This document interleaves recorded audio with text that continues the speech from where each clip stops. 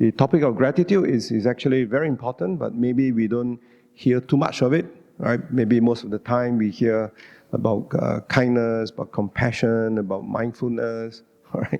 Brahma Viharas. So, but gratitude also is a very important part of the Buddha's teachings.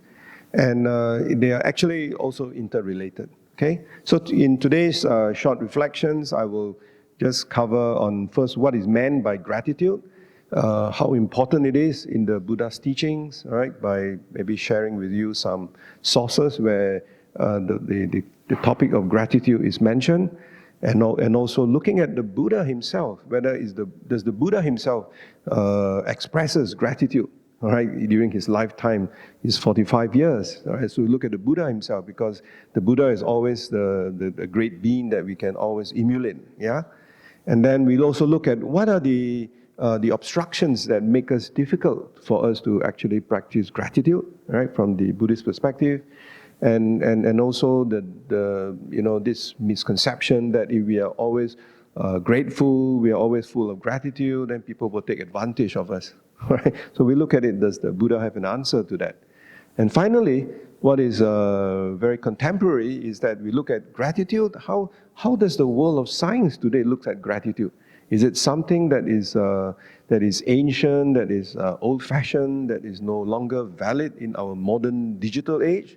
But actually, you'll be very surprised. I'll share with you some findings, right, on how, especially psychology, neuroscience have shown that actually there are a lot of positive impact of practicing gratitude for us to have a happy life. And also, my last few slides will be some of the findings that science has come up with, the importance of gratitude.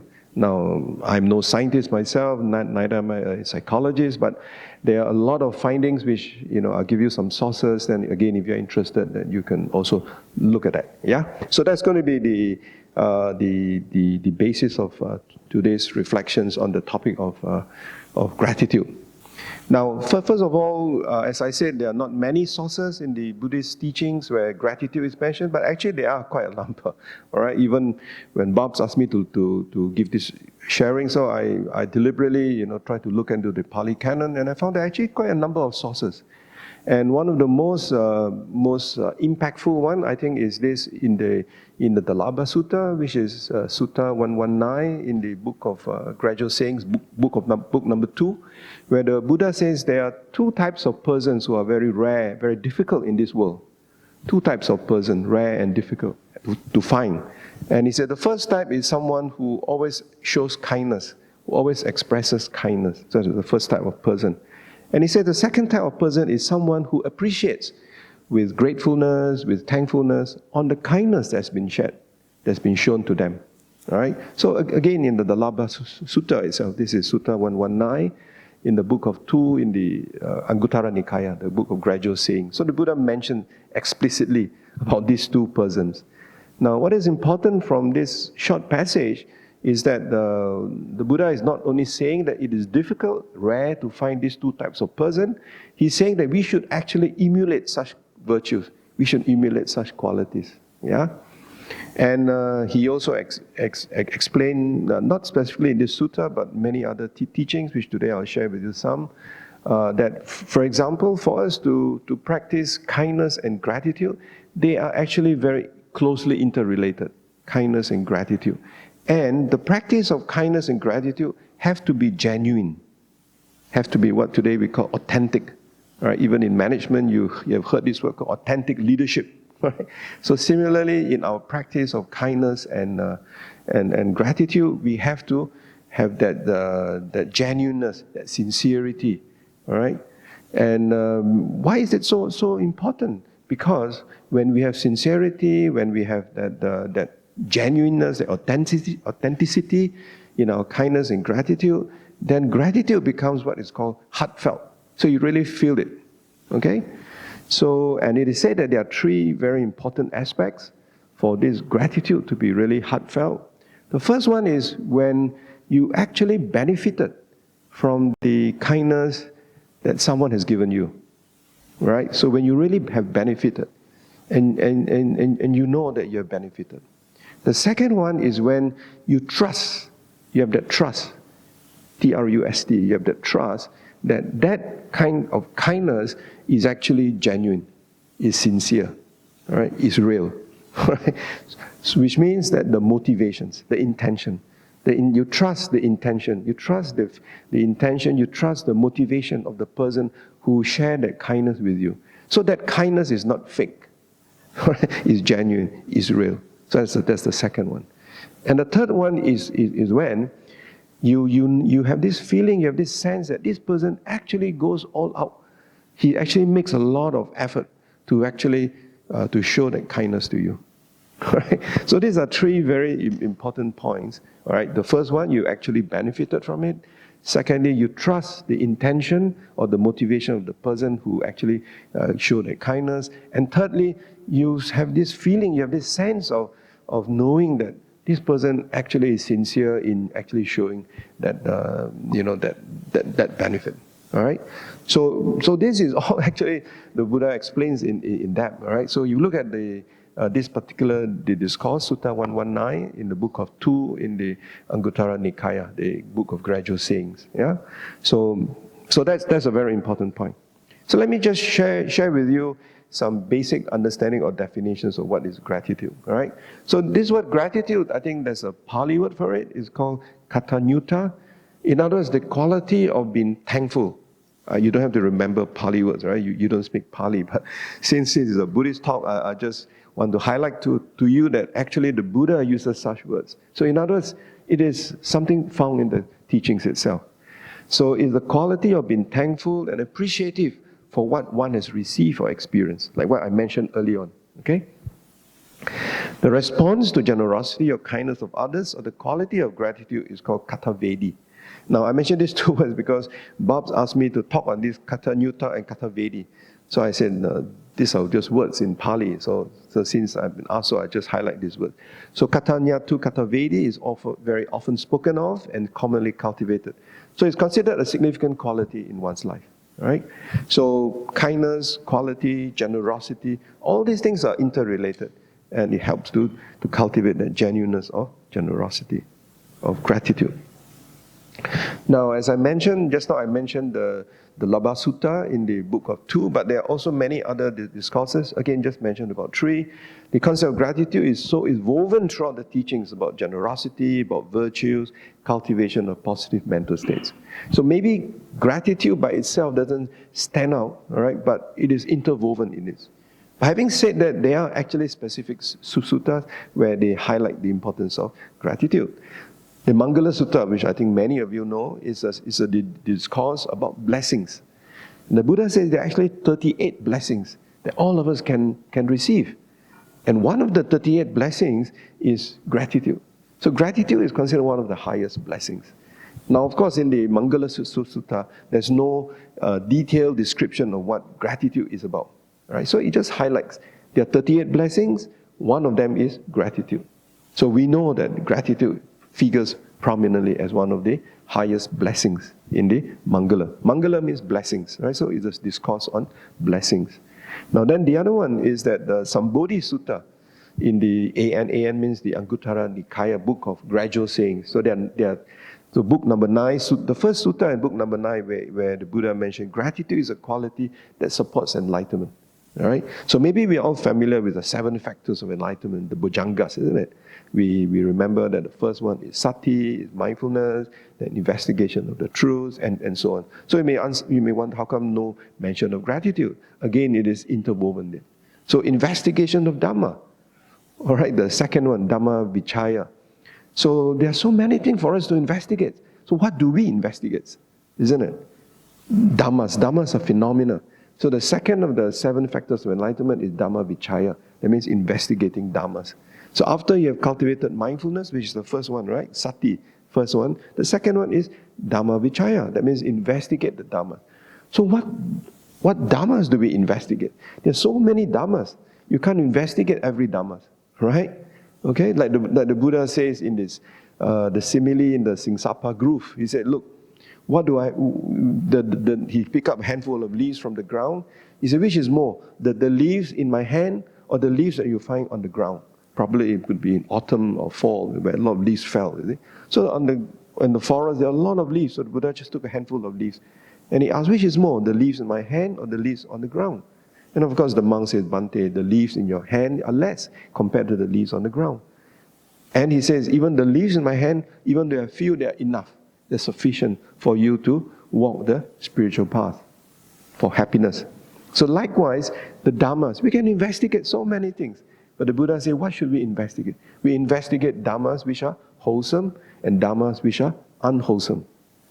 Dhammas which will help us on our path to happiness, to peace, to contentment, or do you want to spend all your time investigating Dhammas which do not contribute, do not help you on your path to happiness and the path to peace? Okay? So likewise, when you investigate those Dhammas, what from the Buddhist perspective are considered as wholesome qualities of mind, then gratitude becomes one of them. You see? So it's interwoven in one of the 7 factors of enlightenment. All right? So please don't think that it doesn't appear outright as a quality. It is there, it's hidden. So we need to, that is why in Buddhist teachings we always say we must always be reflective of what we learn. All right? What we hear, what we listen, what we read. After that we must always investigate. We must always reflect, examine. Right? When we examine it, then we will know, this is wholesome, this is not wholesome. Okay? So in the Sambodhi Sutta, he talks about, Sambodhi from the word enlightenment, right? Sambodhi. Bodhi is enlightenment. So where gratitude is a quality that supports enlightenment. So you need to have gratitude and it supports you. Because you are able to use your mind to investigate the importance of it. And then Katanyu Suttas, there are 2 suttas here about grateful people being rare and praiseworthy. So again, here it specifically talks about our parents, which later I'll show to you. Okay, so there are actually discourses in the Pali Canon, all right, in the scriptures from early Buddhist teachings, all right, where you find that the Buddha actually talks about the importance of gratitude. Now, what is the focus of our gratitude? Right, that's, I think, for us to understand. Next step is to what is our focus? So number 1, we focus, there are 4 areas. One is the Buddha, Dhamma, the Buddha and his teachings. That should be our focus. Number 1, we are grateful to the Buddha's teachings and the opportunity to practice them. Isn't it? I mean, if not for the Buddha who spent 45 years walking the length and breadth of northern India, all right, then we wouldn't be the recipients of such teachings that we can actually practice. So we are grateful in that sense. We are eternally grateful for the Buddha, what he has given us. Then the teachers and mentors, people who have taught us. It could be even our school teachers, all right? Because if our school teachers have not taught us, we will not be able to be where we are. So teachers actually play a very important role, isn't it? So they are educators, right? So teachers and mentors, of course, spiritual teachers, right? And I think we always have this depth to our spiritual teachers. Like, early this year in April, I was very fortunate that I was invited to attend the first Maha Sanghika Dana in memory of my first teacher, Praku Dhamma Panchanwut. So we went back to MBMC, so I could feel a sense of great joy, because it gives me the opportunity to express my gratitude to my very first teacher, who actually taught me Dhamma, right, when I was a student at the university. So, been grateful to our teachers, but is it just been feeling joyful about our teachers? I think then the next question is, how do we best show our gratitude to our teachers? Is by practicing what our teachers tell us, isn't it? Right? So that's the best way we can show our gratitude to our teachers. Whoever your teacher is, right? If your teacher is no longer around, then we show our gratitude. So that was my first teacher. My second teacher is the late Venerable Kesari Dhammananda. And one of the things I learned from Kesari Dhammananda, the late Kesari Dhammananda, is that whatever Dhamma teachings that we have learned, we should not keep it to ourselves. We should always share it with others. Of course, we share what we know. There's so much we do not know, right? So you do not share what you do not know. Okay? So that's one thing that I learned from my teacher, the late Kesari Dhammananda. So because of that, I always tell myself that one way I repay his teachings My debt to him, so to speak, my spiritual debt to him, is to, whenever I get the opportunity, to share whatever Dhamma that I have, that I know, with other people. So that's one way we show our gratitude, right? So while we practice the teachings that has been given to us, if we have sufficient knowledge, we should always share that teaching with other people, to the best of knowledge, right? So don't share things that you do not know, okay? You do not know, say you do not know. It's perfectly fine, you know. And there are many things I do not know. That is why you notice that in fact, all my Dhamma sharing, Dhamma reflection, I always make sure that I know where the source comes from, all right? Because I'm very worried that I may say the wrong thing, and I'm capable of doing the wrong. It is very common that I may say the wrong thing, and that probability will arise as I get older, all right? Once my sanya gets weaker, it's natural. So the only way is, so that you are well protected, is even if I made a mistake in what I say in my talks, then you know, that's the source. Then you go back, you check the source, he made a mistake. Then you can tell me. I'll be more than happy. All right? Okay? So I think that's a very important approach. So we are grateful to our teachers, we are grateful to our mentors who have helped us. We are also grateful for our very daily life. You know, many things we take for granted, isn't it? It's just like when we do meditation. Why are we always asked to focus on our breath? Right? Or as Ajahn Tani Sahara said, that delicious breath. Why are we always focusing on our breath? Because if we don't breathe, you think you'll be alive? You'll be dead. But we take for granted this breath that we have. Don't you think so? We take for granted. So we should not take for granted the good things that we have. The Buddha says, to be born as a human being is a precious human life. It's a precious human life. And in the Chigala Sutta, in the Devadaha Sutta, the Buddha mentioned that to be born as a human being is so rare. It's like the simile of the blind turtle, the half-blind turtle, who lives at the bottom of the seabed, bottom of the sea, and maybe once in 100 years it floats up to the top, and floating aimlessly is a piece of yolk, and this turtle is half blind. So what is the probability of that turtle putting the neck into one of the yolk that floats aimlessly on the water? So the Buddha says, that's how difficult it is to be born as a human. Right? And all of us are born as humans, right? I think all are humans. If they are devas, I wouldn't know. I can't see devas, but I think I can see all humans here. So we are all very fortunate. We are all born as humans, all right? So do we appreciate that? Do we appreciate that human birth that we have? Because as a human, we can do so many things, all right? Even in a mundane world, right? You can see a person, even you are born with polio, you are born crippled, you can be the successful owner of a chain of convenience stores and become a multi-billionaire. You can even rival, Steve Jobs and Bill Gates. So if you set yourself to it, you can achieve what you want. So that's the potential of being a human, okay?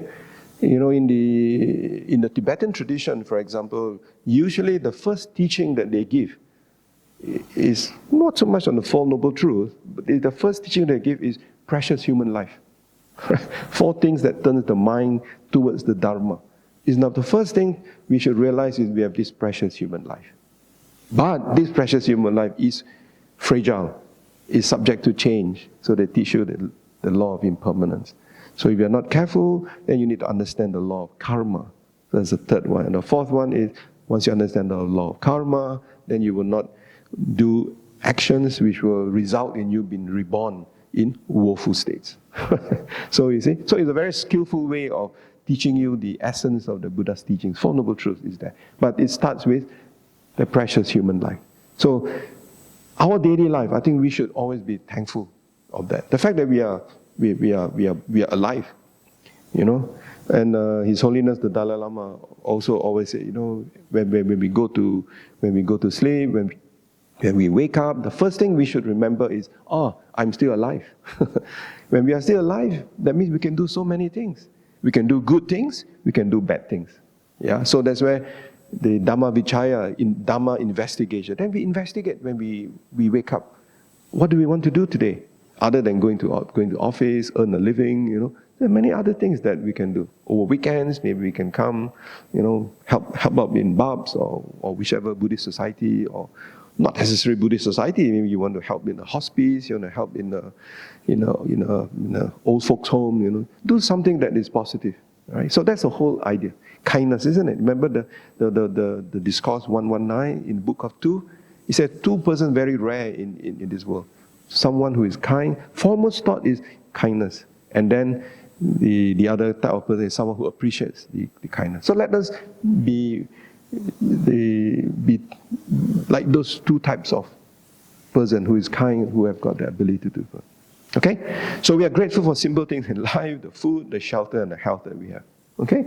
Now, of course, the Buddha said birth, old age, sickness, and death. Right? So we are all subject to birth, sickness, and but we are not having such chronic illness that we are not even able to sit here, isn't it? I see, in fact, most people can even sit on the floor. But some people, we find it very difficult to. So, yet we are able to have the sense organs to be able to listen. So I think that itself is an opportunity we should always be grateful. And I'm grateful for all sentient beings. So it becomes deeper, and the teaching becomes more complex. Grateful for interconnectedness of our life and the help to our well-being.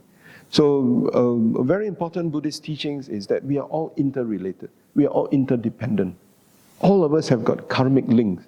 We have got karmic affinities with one another. All right? So even the person you shift in to be your neighbor, even there is some karmic affinity there. Right? If you have a good neighbor, you have good karma, good karmic affinity with that person. So we have that interconnectedness. All right. So always remember that. Good things that we experience is also not only because of ourselves, it's because of other people. If you think about that, you reflect on that. And that is a topic for a full talk itself, about the interconnectedness of all beings. All right? So the next part I just want to share with you very quickly, again, nothing difficult to understand about the Buddha's life itself, the Buddha's gratitude. Right? So his gratitude even to his former teachers. Those of you who have got children in Sunday school, or maybe you yourself have gone to Sunday school, you must have learned that before he became the Buddha, Prince Siddhartha had 2 teachers, right? Alara Kalama and Udakaramaputa. So after his enlightenment, when Prince Siddhartha became the Buddha, the first thought that came to his mind was his former teachers. Even though these 2 teachers did not actually lead him to the final goal of Nibbana. They did not. They only showing up to a certain level.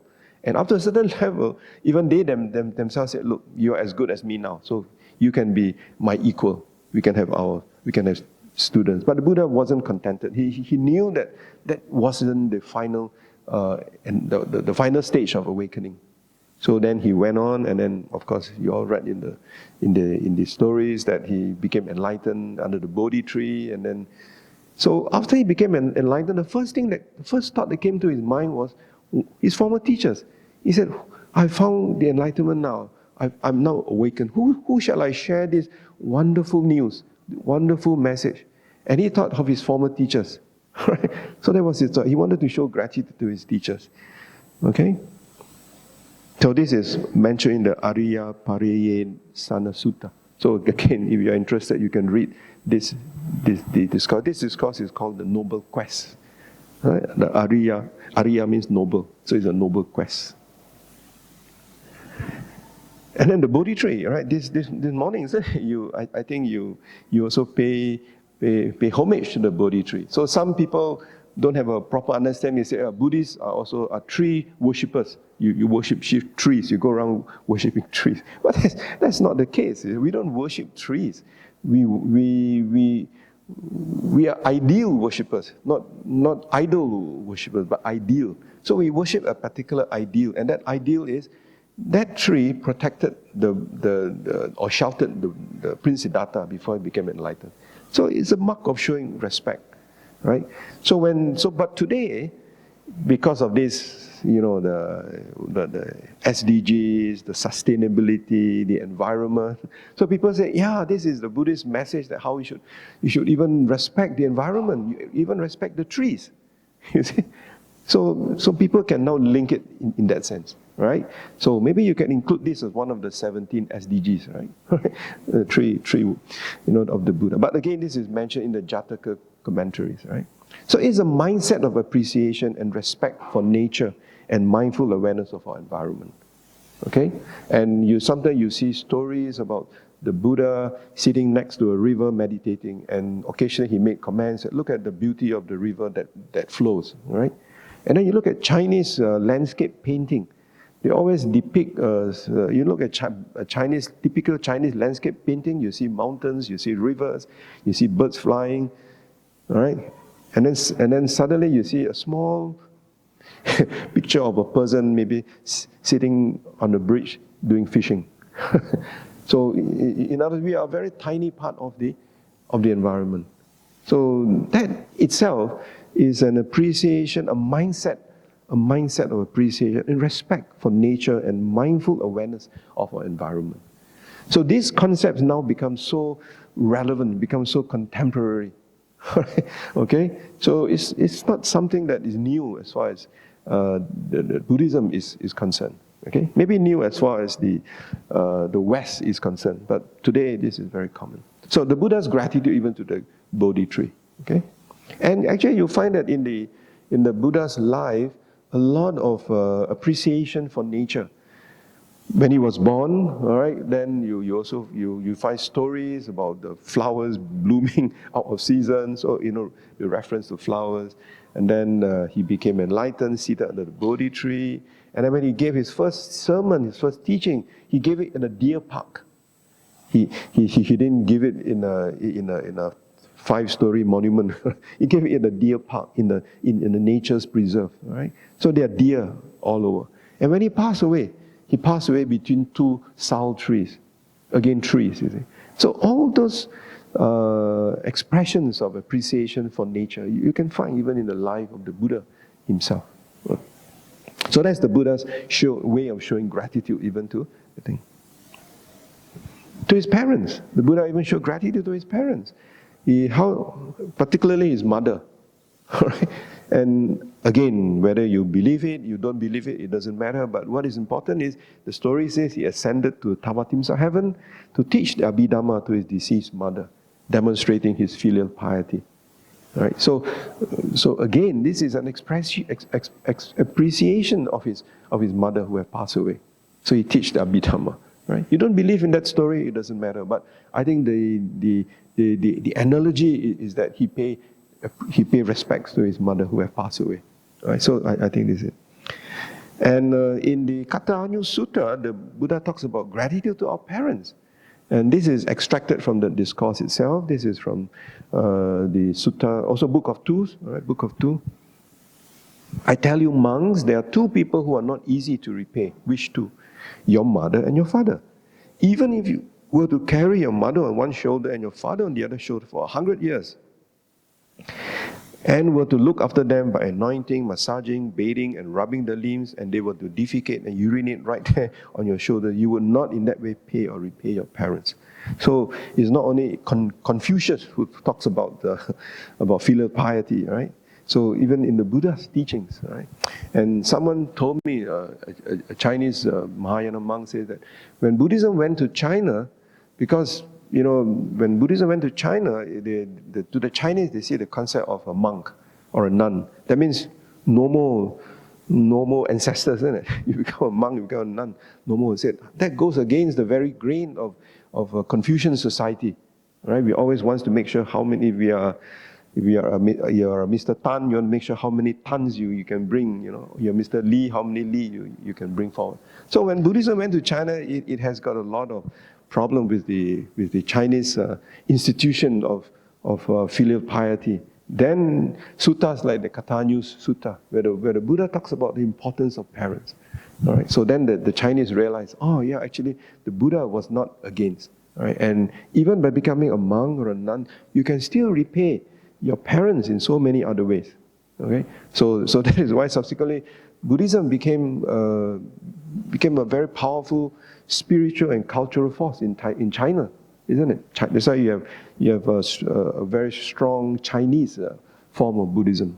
Okay, so even gratitude to parents, and the Buddha explains that the best way we can repay our parents is to show them what is virtues, what is goodness, what is wholesome, right? And of course, it is not easy to tell our parents, isn't it? Because the parents will say, like the Chinese always believe that, they have eaten more salt than you, right? So they know more than you. So who are you to go and tell them that? Right? So the only way you can is through your own examples. Through your own examples, right? If your example, you show filial piety, then they realize that, the importance of that. So gratitude to parents. So also mentioned in the suttas itself. Then the Buddha's gratitude to his Sangha and to his attendants.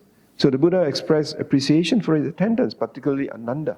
Because Ananda has always been like the Buddha's personal attendant, always helping him, even in the final journey to Kushinara, when the Buddha was very weak, Ananda was always there to support him. Okay, so this is the Mahaparinibbana Sutta. So you look at the final discourse of the Buddha actually talks a lot about the appreciation, right, of the Sangha.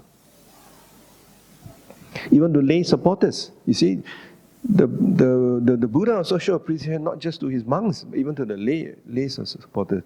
He always expressed gratitude to lay supporters, providing food and shelter and other necessities to him and the Sangha.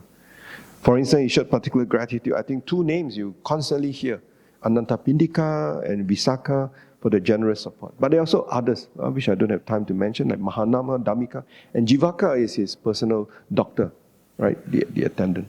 So even in the Buddha's life itself, he has that ability to express gratitude. All right? So it's a very human in that sense. Recently I was listening to a talk by a Sri Lankan monk, and he was saying that he thinks the Buddha was a human being, a superhuman being. Because he said, look at all the things that the Buddha did. He's telling us, we as humans, we can also follow. All right, so that's what he's saying. But if you think that the Buddha is a god up there, then you say, well, he's a god. There's no way we can be like a god. You see? We are human beings. But look at the examples. The Buddha lived for 45 years as a human being after attaining enlightenment. He lived for 80 years, right? 80 years human being, but 45 years as an enlightened being. And during that 45 years, he did so many things. When one of the monks was sick and there were sores coming out from his legs, from his body, and all the other monks were reluctant to go near the Buddha, he himself went and treat the wound of this monk. Can you imagine the Buddha doing that? Right? Isn't it? Can you imagine like your CEO carrying a chair, for a function? not likely, right? So here you have the Buddha, who is supposed to be the enlightened one, the head of the Sangha, doing that. All right? So that's what the Buddha says in the teaching. He says, he who helps the sick, is a great virtues and all these things. Okay. So gratitude for the Dhamma. The Dhamma, he discovered the Dhamma. Right? You see, the Buddha did not invent the Dhamma, the Four Noble Truths. He did not create the Four Noble Truths. He did not invent it. It's not that he sat under the tree for 6 years, he was trying to create something. So he wasn't an inventor in that sense. He did not create the Four Noble Truths. He discovered the Four Noble Truths. He discovered there are certain laws in the universe and how to live in alignment with those laws. And one of it is, of course, the law of karma, isn't it? And then he realized that for us to actually understand the nature of our existence, to understand what life is all about, is actually to understand the Four Noble Truths. Right? So because he discovered the Dhamma, he decided to revere the Dhamma, saying, I will honor, respect, and dwell in dependence on this very Dhamma, which I am fully awakened on. That's why you also have this saying, he who practices the Dhamma will be supported by the Dhamma, isn't it? Right? So Brahma Sahampati, who was then appears, exclaimed that all past and future Buddha also pays gratitude to the Dhamma. So you find this in the Garava Sutta. So a lot of discourses where the Buddha emphasized. So even paying gratitude to the teachings, right, that he himself discovered. So he's never short of gratitude. Okay? All right. So these are some of the gratitude. So what is the nature of gratitude? For example, the Buddha has shown us he has gratitude for so many. What is the nature of gratitude? I think he says that true gratitude is not about being subservient or allowing others to take advantage of you. All right? So sometimes people like to think, oh, the Buddha is a very easygoing person, very kind, very always anything can, you know. But in many ways, he's a very kind, very generous, very compassionate. But at many times, he's also very firm. You know, when, for example, when someone misinterprets the teachings, he's the first to reprimand them. All right? Okay? So for example, there's one very important discourse called the simile of the water snake, the Alagadupama Sutta. All right? So in this discourse, there was this monk, Arita, who actually misrepresented the Buddha and said that it is okay for the monastics not to observe the third precept of Abramacharya. In other words, it's okay for them to be just like lay people, to have legal sexual activities. All right? So when the Buddha heard this, the Buddha told the monks, please ask Arita to come. I want to hear whether is this exactly what he said. So the Buddha did not straight away got upset and jump, and he said, no. Okay, if that's what you said, he said, Arita said, please ask him to come. So when Arita came and explained to Buddha, he said, yeah, that's what I said. Because see, you allow lay people to have 5 precepts. So why can't we monks also have 5 precepts? And lay people also can attain Sotapan. The monks also can attain Sotapan. They can attain first stage, second stage by being lay people. So we as monks, then we don't need to observe the precept of celibacy. So why do you impose? Then in such cases, the Buddha was very firm. He said, no. He said, yeah, that's not true. He said, if you follow the rules of the monastics, then you have to follow, because this is, you are allowing yourself to follow a different lifestyle, higher lifestyle. So you have to follow that. So the Buddha was very firm. All right. So the Buddha reprimanded Arita for that. So you can see that it doesn't mean that you are easily subservient. You know, you allow people to take advantage. Right? When you know that something is not in line with what the Buddha actually said, right, then we have to be very firm and say, no, I think that is not true. All right? So it doesn't mean that anything also goes. All right? So what is meant is, true gratitude is not about being subservient or allowing others to take advantage of you. Just like patience, isn't it? Some people say, if you ask me to always have patience, people sure take advantage. Huh? So you become like a doormat, you know, people just step on you. But that's definitely not the case. The second thing about gratitude is we recognize the interconnectedness of all beings and appreciate the kindness we receive. Sometimes when people may be very harsh to you, may be difficult to you, you can also look at it in different ways.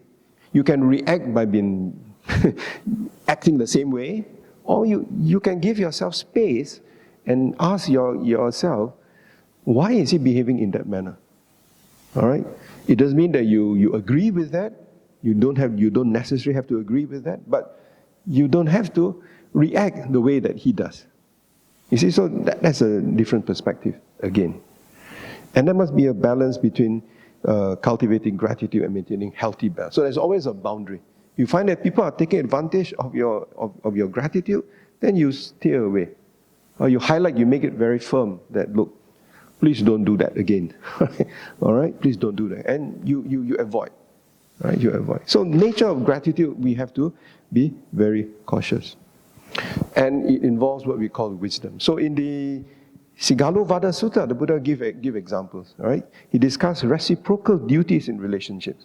So a healthy relationship involves mutual respect and not one-sided exploitation. So we must always remember that. There's always boundaries. Always boundaries. All right?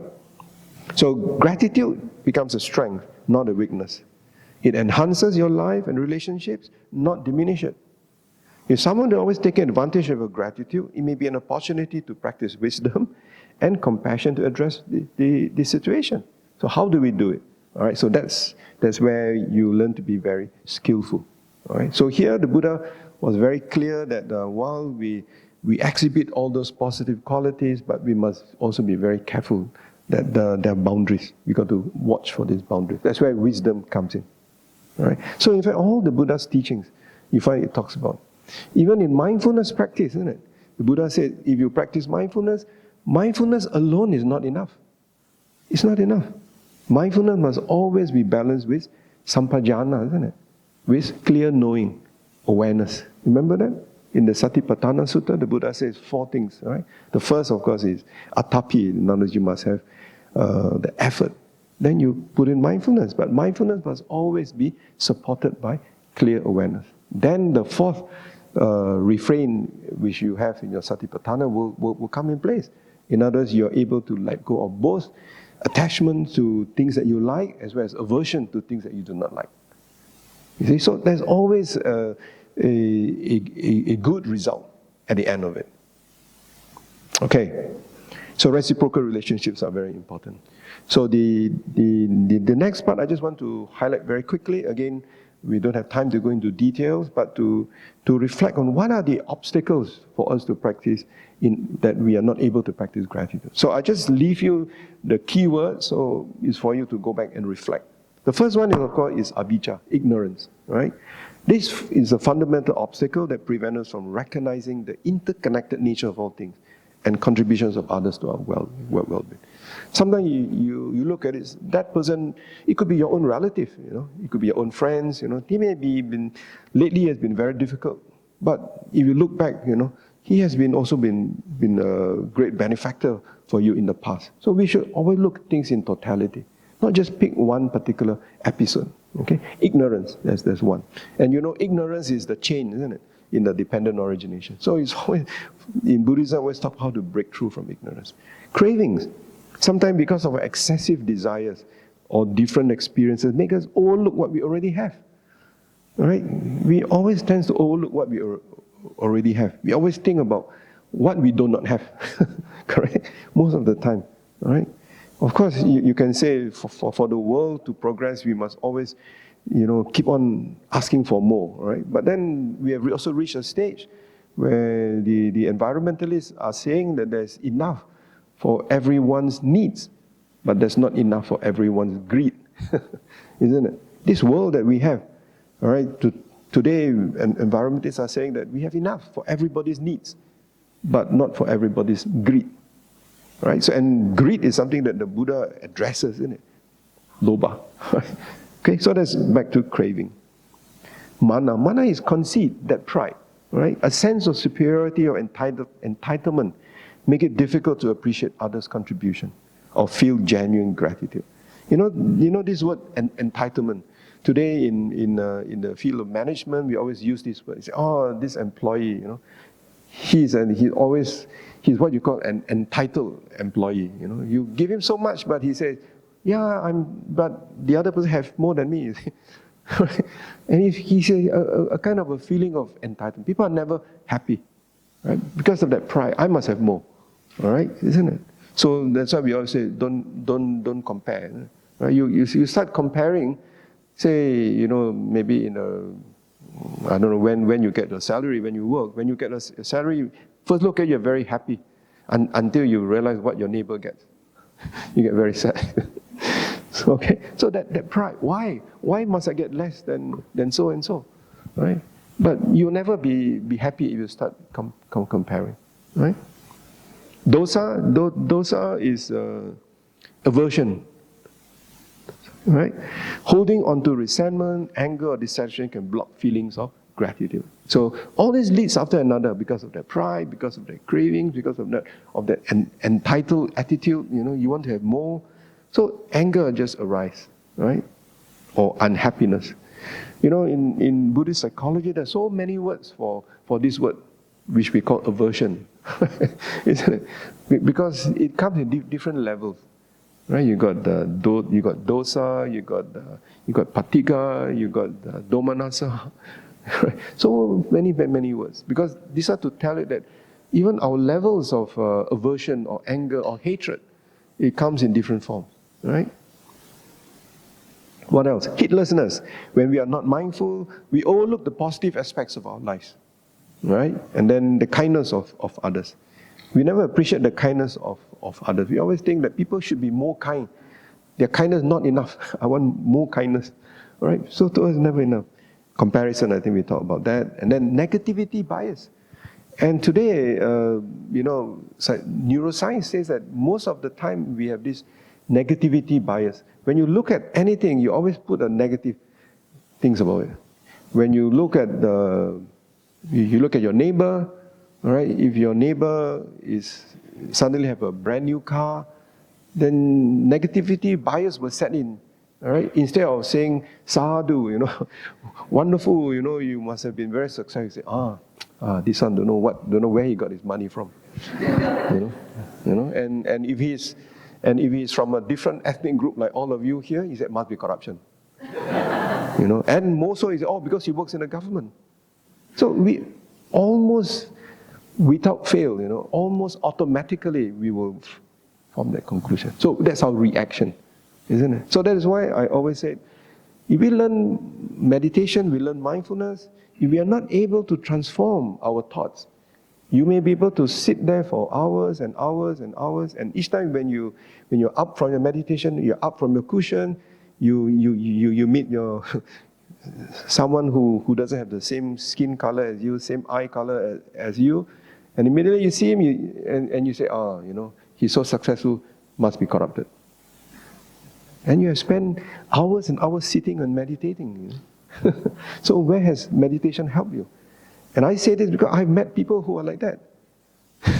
So I always tell myself, please, you have to relook at what you actually learn. So in mindfulness, we always said, before we react, we always learn to respond. There's a big difference. When you're able to respond, that means your mind is able to give you that space to say, before I jump to conclusion, before I conclude that this is negative. But unfortunately, we all have negativity bias. That's where mindfulness teaches you to see things as they really are. Isn't it? That's the purpose of mindfulness, right? Of vipassana. Why do we practice vipassana for? That's basically so that we can see things as they really are, not through our colored lenses. Okay? So negativity bias. Right? There's a very good teaching on how to understand negativity bias and how to overcome negativity bias. If you just Google, there's a neuroscientist by the name of Rick Hanson. Rick, R-I-C-K-H-A-N-S-O-N, Rick Hanson. In fact, he wrote a book called The Buddha's Brain. The Buddha's Brain. So in that book, he explains, why can't we try to develop like the Buddha's brain? Then we can overcome our negativity bias, right? And Rick Hanson is, he practices mainly in the Tibetan tradition, but he is also familiar with early Buddhist teaching. So you will find, you'll be able to resonate with some of his writings, his teachings, okay? So the last two will be expectations. Sometimes we have unrealistic expectations or excessive expectations, all right, can lead to disappointment and ingratitude when these aren't met. Right? When you have too much expectations, then you find that you can't fulfill it, right? And lack of reflection, right? Not taking time to contemplate the good in our lives and the efforts of others can hinder gratitude, right? So that is why in Buddhist teachings we also said that, for example, before we retire for the night, before we go to bed, it's always good to spend a few minutes, right, before we close our eyes and sleep, to reflect on what we have done that very day itself when we were awake, right? Then after that we go to bed. And then when you wake up, then you can tell yourself, yeah, I'm still alive, right? So before you go to bed, you reflect on what, if they have done any good things, it's also a form of meditation, right? You have, this morning you did Buddha Nusati, you reflect on the Buddha, the 9 virtues of the Buddha, right? Buddhang, right? Itipiso, Bhagava, Arahang, Samma, Sambuddho, and so on, right? Then you reflect on the 6 qualities of the Dhamma, Swakato, Bhagavata, Dhammo, right? And then you also reflect on the 9 virtues of the Sangha, Sangha Nusati. So you do Buddha Nusati, you do Dhamma-nusati, you also do Sangha-nusati. So you were actually reflecting on the qualities of the Buddha, the Dhamma, and the Sangha. It's a form of meditation, right? Like in the Chinese Buddhist tradition, when they chant the Nama Amitofo, so it's a form of Buddha Nusati, right? So they do it repeatedly, many, many times. So as part of this Nusati reflection, you can do what is called Chaga Nusati before you go to bed. So Chaga, what does the word Chaga mean? You know what Chaga? You have heard of Dana, isn't it? Dana, right? Dana. So Chaga is the other word for Dana. Right? In fact, the word Chaga tends to be a more profound word. Because you can do Dana with a lot of negative thoughts. Or with unwholesome thoughts. You say, today I want to give Dana. Wholesome thoughts, right? All right? Because your expectation is, today because the chief abbot, the chief monk is coming. Then you prepare good food, and then you bring. Then suddenly, the chief monk didn't come. Novice monk come. Allah, oh dear, all my merit's gone. I was expecting the chief monk to come, but today they send a novice monk, and this novice monk not even 10 days. What merits can I get? Isn't it? So some people have that thought. But are you not doing dana? Of course you are doing dana. You are doing dana, but your dana is already diluted, is already polluted. You see? You get what I mean? So we must always be very careful. That's why it says dana. When you do dana, what happens before you do dana? What happens during when you do dana? And what happens after the dana? Right? Maybe before dana, okay, you expect the chief monk to come. The chief monk comes. So you see the chief monk is very happy, full of joy. So you offer dana. All right? So that was during the dana. You offer food to the monk. You ask the monk, do you like the food? Do you like the food that I prepared? The monk just give you a smile and say yes. Then after that you feel terrible. This chief monk never even say thank you. Terrible monk. No, not grateful. So you already have cultivated that kind of thought. So it's after the dana. So if you cultivate chaga, that's why the word chaga nusati. Chaga means you do something because you know it is good.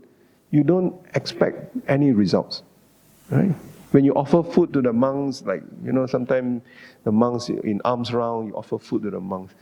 You don't expect the monks to say thank you. They just accept because you are already benefiting from their good action. And they appreciate it by being silent. So it's a different thing. Okay? So we got to be reflective, right? So in our life. The whole Buddhist practice is because we have a mind that thinks. That's why the Malay word manusia, from the Sanskrit word or Pali word manusa, it means a mind with, a being with a mind. A being with a mind. Mano means the mind. Right? Mano. So manusia. So manosa in Pali. Okay? Okay, the last part is I just want to go through very quickly, just to tell you the benefits of gratitude. A lot of research has been done. So I'm not going to go into detail. If you're interested, you can have these slides. So first of all, psychological well-being. So practicing gratitude can lead to increased happiness, life satisfaction, and positive emotions. So a study found that participants who kept gratitude journals reported higher levels of well-being compared to those who didn't. So Robert Emmons is one of the leading researchers on gratitude. Right? I think he teaches at the University of California, Davis. Is it? Yeah, University. You can Google Robert Emmons. There's a lot of research on gratitude. Right? But he speaks most from a Christian perspective. Right? So I think he's a regular presenter at the Christian functions. But still, a lot of, because even in Christianity, the gratitude is a very important quality. So it's a spiritual quality, not only in Buddhism. I'm sure even in Islam, in Hinduism, I'm sure it is. Right? So it's a wonderful quality. So these are research, and I've given you the sources. And then it says that gratitude is so good for mental health, not just your physical well-being. So this is from Alex Wood. He said gratitude practices have been associated with reduced symptoms of depression and anxiety. And a lot of his research was done during the COVID years, right? Because it is said that during the COVID years, many people get depressed, right? isn't it? Because of depression. Can you imagine? You cannot go out, stay in the house, stay in a room, right? So a study found that gratitude was uniquely important for well-being. So again, you got research about well-being. Physical health. Paul Mills. Grateful people report better physical health, including stronger immune system and lower blood pressure. So in a study, patients with heart failure who kept a gratitude journal showed reduced inflammation markers and improved heart health. Now, all these are published, they're not just, they're all published in journals. So in other words, you can make reference to all these things. So I've given you all the sources here. So if you're interested in this, then you can do it. Or maybe there's psychology students in university, you want to do a final year exercise on gratitude, you can look at some of these sources. Stress reduction, all right, stress reduction.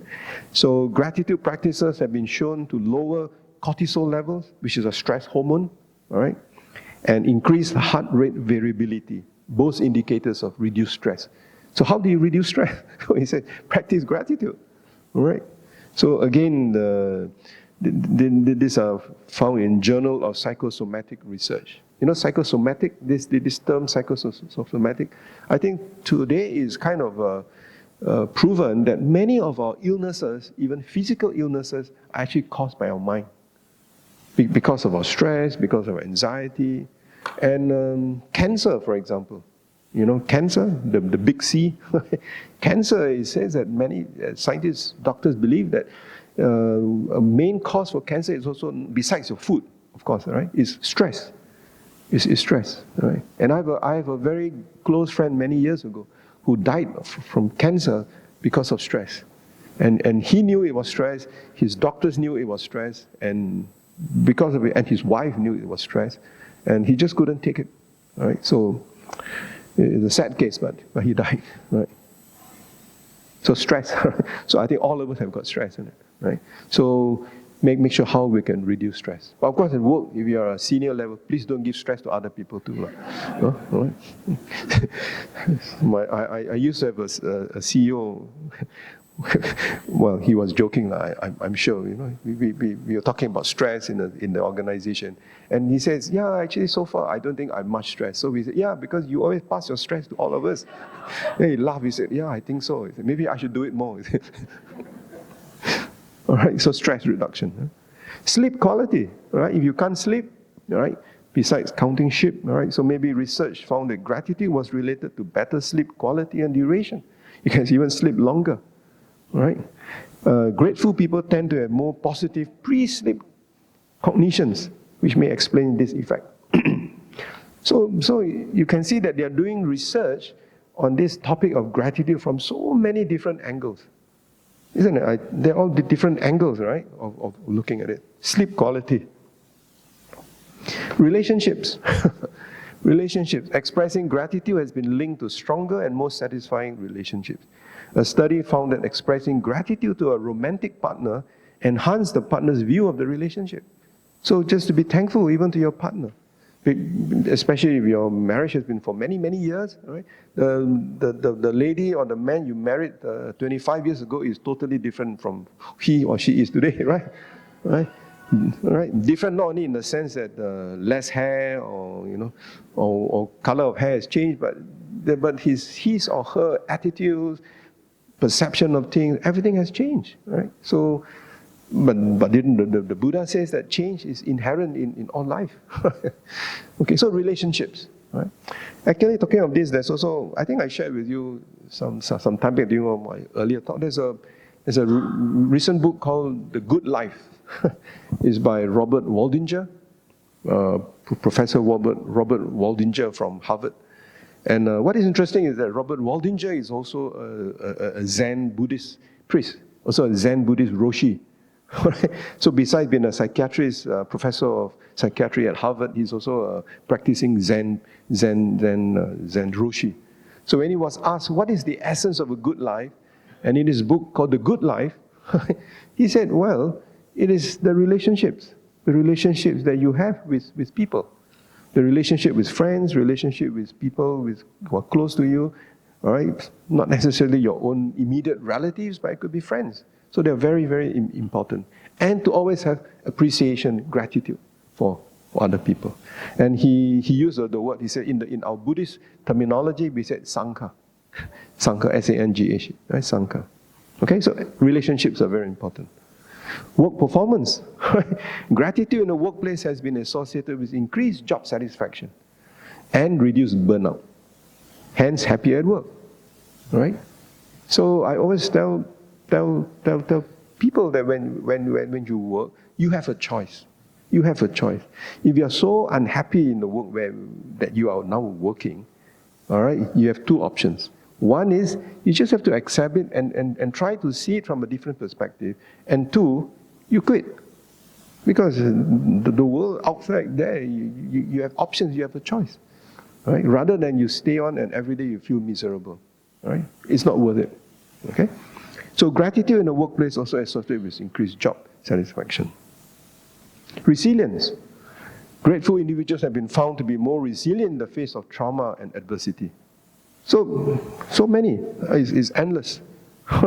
It's endless. So I'm just showing you this. What did the Buddha say? In fact, the Buddha talked about this 2,600 years ago. Only today, scientists and neuroscientists are finding that what the Buddha said makes sense. So in the Sampada Sutta, the Buddha describes the happiness or blamelessness of a layperson as being grateful and thankful. So you see, in 2,600 years ago, the Buddha already said this. But today, scientists are beginning to understand that what the Buddha said is actually true. So this implies a direct link between gratitude and happiness. Another sutta in the Ananya Sutta, the Buddha often spoke about the happiness of contentment, which is closely related to gratitude. The Buddha says in the Anyana Sutta, it's actually talk about wealth, about money. Right? So you see, the Buddha also talks about there's nothing wrong to be wealthy. There's nothing wrong to be rich. But the key is, what do you do with the wealth? What do you do with the richness? And how you got that wealth and how you got that richness. If you earn your wealth through the wrong way, through unethical methods, through unethical way, through corruption, that's bad, isn't it? No matter how much you want to apologize, right? So it's good to apologize. In other words, you admit that you have done something wrong, but you shouldn't be doing that in the first place, right? So in the Anyana Sutta, the Buddha actually talks about wealth. It's okay to be wealthy. Master Xing, the late Master Xing from Fo Guangshan, he was once asked, is it true that as Buddhists we must be poor? We cannot be rich. Because in some religion he said that the kingdom of heaven, is like, you want to enter the kingdom of heaven, you must be poor, otherwise you cannot enter. But Master Xing says, look, my dear friend, my dear devotee, if everybody is poor, who is going to set up hospitals? Who is going to set up schools? Who is going to set up universities? Who is going to do dana to support the Sangha? So it's okay to be rich, but how you become rich? Through ethical standards. In the Dikajanu Sutta, the Buddha says, of course in the old days, right? He says you earn your wealth through the strength of your arms, through the sweat of your brow. It's an agricultural country, right? But today, you don't need to. You can earn wealth through using your mind, using through the computer. Not to scam people, I mean through the mind. Right? So what the Buddha meant is that you can be wealthy, you can be rich, but it must be through righteous means. In fact, the word is righteous means. Okay? And once you have got that wealth, he also talks about the happiness of earning wealth. What is the happiness of earning wealth? In other words, you are now able to share that wealth with other people. And he always talks about starting with your own relatives. Charity starts at home. You see? That's why in the Mangala Sutta, support the wife and children, support spouse and children, support your parents, support your relatives, support the Sangha. Right? So all those things are very practical. So the Buddha talks about gratitude. So Ananya Sutta talks about the happiness of contentment, which is closely related to gratitude. When you have money, you feel that you want to give back to society, so you have a sense of gratitude to society. Okay? So in conclusion, I just have this quote from His Holiness the Dalai Lama from Tibet House. He said, in order to be happy, we must first possess inner contentment. And inner contentment doesn't come from having all we want, but rather from wanting and appreciating, being grateful for all we have. So I think this is a very powerful statement His Holiness gave at the Tibet House in 2021. Okay, so I just want all of you to reflect on this and to go back and then to reflect on the importance of these very important Buddhist virtues, which the Buddha talks about in the many suttas about kindness and gratitude. These are rare people, all right? So because they are rare, so let us also be like that.